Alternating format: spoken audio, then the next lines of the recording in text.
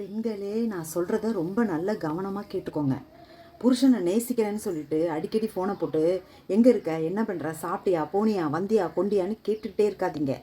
நீங்கள் பாசத்தில் கேட்பீங்க, ஆனால் அவங்க தலைவலியாக இருக்குன்னு நினைப்பாங்க. இன்னொன்று, அவங்க மேலே இருக்கிற ஆசையிலையும் அன்புலையும் அக்கறையிலையும் அவங்களுக்கு எங்கே இருக்காங்களோ அங்கே நீங்கள் வீட்டிலேருந்து ஏதாவது அனுப்புகிறேங்கிற பேரில் நீங்கள் வேவு பார்க்குறீங்கன்னு அவங்க நினச்சிப்பாங்க. நீங்கள் ஆசையாக அக்கறையாக என்ன ஏதுன்னு விசாரிக்க அனுப்புனா கூட நீங்கள் வேவு பார்க்குறீங்கன்னு நினச்சிப்பாங்க.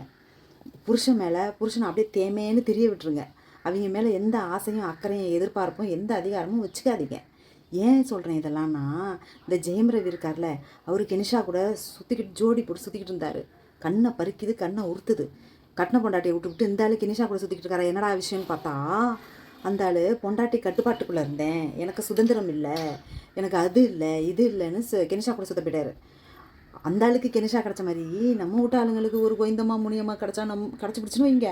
அப்போ நம்ம நிலமை என்ன ஆகுறது? யோசிங்க பொண்டாட்டிங்களே, யோசிங்க.